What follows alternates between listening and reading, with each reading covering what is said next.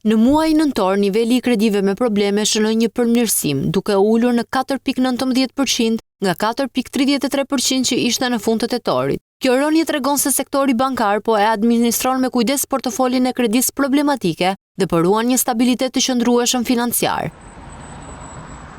Nëse vërejmë një tendencë të raportit të kredive me probleme, viti 2025 filloi me një nivel prej 4.12% të huave me probleme në muajin janar. Në muaj pasues u vure një rënje e lehtë duke prekur nivelin e 4.02% në mars. Gjatë periudhës së pranverës, raporti i huave me probleme u mbajt relativisht i qëndrueshëm, duke u luhatur rreth nivelit 4.0%. Megjithatë, në muajt e verës u shënua një rritje e lehtë e këtij treguesi. Kjo rritje mund të lidhet me faktorët sezonal dhe kushtet ekonomike më sfiduese.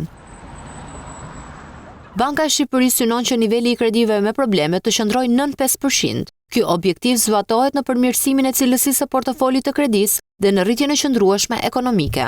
Sektori bankar paraqitet aktualisht i kapitalizuar dhe me likuiditet të mirë. Megjithatë, Banka Qendrore thekson nevojën për kujdes, sidomos ndaj rritjes së shpejtë të kreditimit. Kjo lidhet edhe me një ndër masat kufizuese që Banka e Shqipërisë mori në gjysmën e parë të vitit 2025 për huadhënie në blerjet e banesave.